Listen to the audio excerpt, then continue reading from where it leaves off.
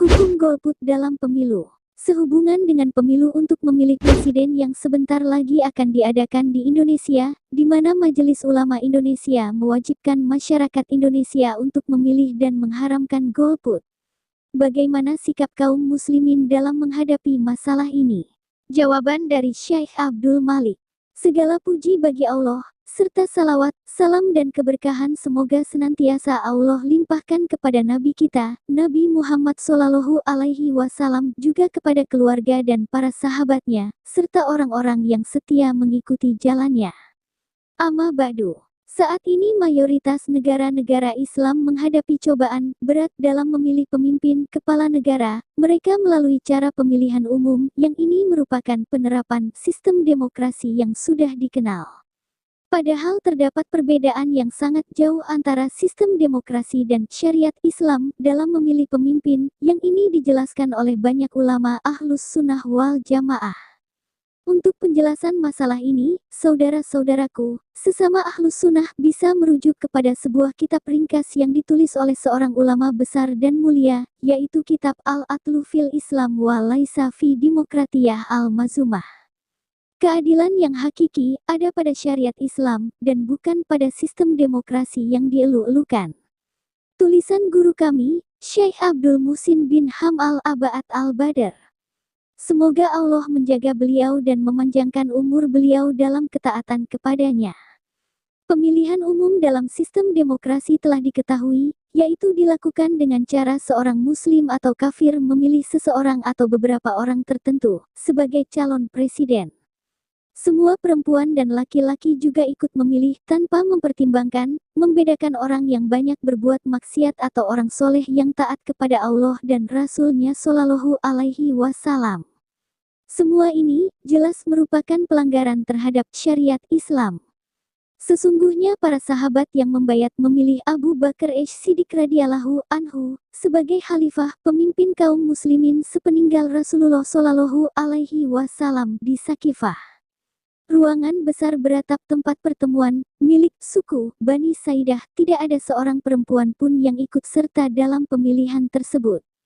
Karena urusan siasah politik tidak sesuai dengan tabiat fitrah kaum perempuan, sehingga mereka tidak boleh ikut berkecimpung di dalamnya. Dan ini termasuk pelanggaran syariat Islam, padahal Allah Ta'ala berfirman, dan laki-laki tidaklah seperti perempuan. Quran Surat Ali Imran 36. Maka bagaimana kalian, wahai para penganut sistem demokrasi, menyamakan antara laki-laki dan perempuan, padahal Allah yang menciptakan dua jenis manusia ini membedakan antara keduanya. Allah Ta'ala berfirman, dan Rabbmu menciptakan apa yang Dia kehendaki dan memilihnya, sekali-kali tidak ada pilihan bagi mereka. Quran Surat Al-Qasas 68.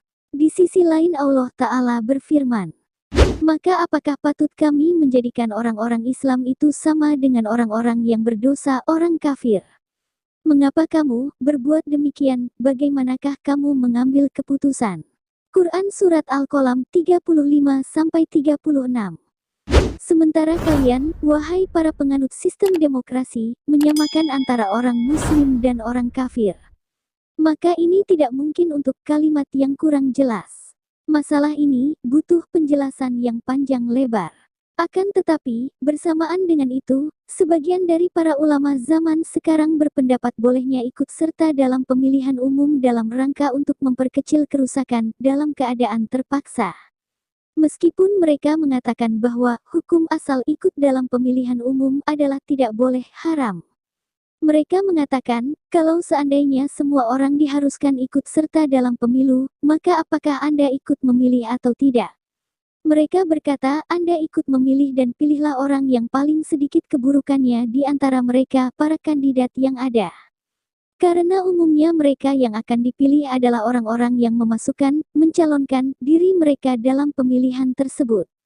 Padahal Rasulullah Shallallahu Alaihi Wasallam pernah bersabda kepada Abdurrahman bin Samurah radhiyallahu anhu, janganlah engkau berambisi mencari kepemimpinan, karena sesungguhnya hal itu adalah kehinaan dan penyesalan pada hari kiamat nanti.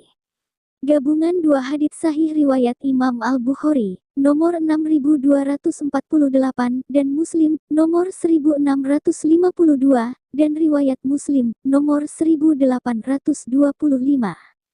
Maka orang yang terpilih dalam pemilu adalah orang yang berambisi, mencari kepemimpinan, padahal Rasulullah Shallallahu Alaihi Wasallam bersabda, barang siapa yang berambisi, mencari kepemimpinan maka dia akan diserahkan kepada dirinya sendiri, tidak ditolong oleh Allah dalam menjalankan kepemimpinannya. Hadis riwayat At-Tirmidzi, Ibnu Majah dan lain-lain, dinyatakan lemah oleh Syekh Al-Albani dalam Ad-Dhaifah, nomor 1154. Lafaz hadits yang sahih riwayat Al-Bukhari dan Muslim. Jika engkau menjadi pemimpin karena berambisi, mencarinya maka engkau akan diserahkan kepadanya, tidak akan ditolong oleh Allah. Allah akan meninggalkannya, tidak menolongnya, dan barang siapa yang diserahkan kepada dirinya sendiri maka berarti dia telah diserahkan kepada kelemahan, ketidakmampuan dan kesia-siaan, sebagaimana yang dinyatakan oleh salah seorang ulama salaf, semoga Allah meridai mereka. Ala kulli hal, mereka berpendapat seperti ini dalam rangka menghindari atau memperkecil kerusakan yang lebih besar. Ini kalau keadaannya memaksa kita terjerumus ke dalam dua keburukan, jika kita tidak memilih. Adapun jika ada dua orang calon pemimpin yang baik, maka kita memilih yang paling berhak di antara keduanya. Akan tetapi jika seseorang tidak mengetahui siapa yang lebih baik agamanya di antara para kandidat yang ada, maka bagaimana mungkin kita mewajibkan dia untuk memilih, padahal dia sendiri mengatakan, aku tidak mengetahui siapa yang paling baik agamanya di antara mereka. Karena Allah Ta'ala berfirman, dan janganlah kamu mengikuti apa yang kamu tidak mempunyai pengetahuan tentangnya. Sesungguhnya pendengaran, penglihatan dan hati, semuanya itu akan diminta pertanggungan jawabnya. Quran Surat Al-Isra 36. Dan Rasulullah Shallallahu Alaihi Wasallam bersabda, barang siapa yang menipu, mengkhianati kami maka dia bukan termasuk golongan kami. Hadis Muslim, nomor 101. Jika Anda memilih orang yang Anda tidak ketahui keadaannya maka ini adalah penipuan, pengkhianatan. Demikian pula, jika ada seorang yang tidak merasa puas dengan kondisi pemilu tidak memandang bolehnya ikut serta dalam pemilu, secara mutlak baik dalam keadaan terpaksa maupun tidak, maka bagaimana mungkin kita mewajibkan dia melakukan sesuatu yang tidak diwajibkan oleh Allah dan Rasul-Nya Shallallahu Alaihi Wasallam. Maka, ala kulli hal kita meyakini bahwa Allah Ta'ala dialah yang memilih untuk umat ini pemimpin-pemimpin mereka. Kalau umat ini baik maka Allah akan memilih untuk mereka pemimpin-pemimpin yang baik pula, sebaliknya kalau mereka buruk maka Allah akan memilih untuk mereka pemimpin-pemimpin yang buruk pula. Dalilnya adalah firman Allah Ta'ala. Dan demikianlah kami jadikan sebagian orang-orang yang zalim itu menjadi pemimpin bagi sebagian yang lain disebabkan apa yang mereka usahakan. Quran Surat Al-An'am 129. Maka orang yang zalim akan menjadi pemimpin bagi masyarakat yang zalim, demikianlah keadaannya. Kalau demikian, upayakanlah untuk menghilangkan kezaliman dari umat ini, dengan mendidik mereka mengamalkan ajaran Islam yang benar agar Allah memberikan untuk kalian pemimpin yang kalian idam-idamkan, yaitu seorang pemimpin yang soleh. Karena Allah Ta'ala berfirman, sesungguhnya Allah tidak akan merubah keadaan suatu kaum sehingga mereka merubah keadaan yang ada pada diri mereka sendiri. Dalam ayat ini Allah tidak mengatakan, sehingga mereka merubah keadaan yang ada pada pemimpin-pemimpin mereka, akan tetapi, yang Allah katakan, sehingga mereka merubah keadaan yang ada pada diri mereka sendiri. Aku telah menulis sebuah kitab tentang masalah ini, yang sebenarnya kitab ini khusus untuk para juru dakwah, yang mengajak manusia ke jalan Allah Ta'ala, yang aku beri judul Kama Takunu Yuwala Alaikum, sebagaimana keadaanmu maka begitu pula lah keadaan orang yang menjadi pemimpinmu.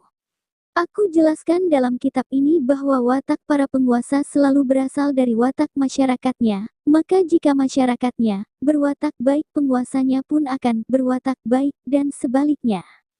Maka orang-orang yang menyangka bahwa yang terpenting dalam masalah ini adalah bersegera untuk merebut kekuasaan, sungguh mereka telah melakukan kesalahan yang fatal dalam hal ini, dan mereka tidak mungkin mencapai hasil apapun dengan cara-cara seperti ini. Allah Ta'ala ketika melihat kerusakan pada Bani Israel disebabkan perbuatan Fir'aun, maka Allah membinasakan Fir'aun dan memberikan kepada Bani Israel apa yang mereka inginkan, dengan Allah menjadikan Nabi Musa alaihi salam sebagai pemimpin mereka. Akan tetapi, bersamaan dengan itu, kondisi akhlak dan perbuatan mereka tidak menjadi baik, sebagaimana yang Allah kisahkan dalam Al-Quran. Mereka tidak menjadi baik meskipun pemimpin mereka adalah Kalimullah, orang yang langsung berbicara dengan Allah Ta'ala, yaitu Nabi Musa alaihi salam, sebagaimana yang sudah kita ketahui. Bahkan sewaktu Allah berfirman, menghukum sebagian dari Bani Israel. Jadilah kamu kera yang hina. Quran Surat Al-Baqarah 65. Kejadian ini bukanlah di zaman kekuasaan Fir'aun.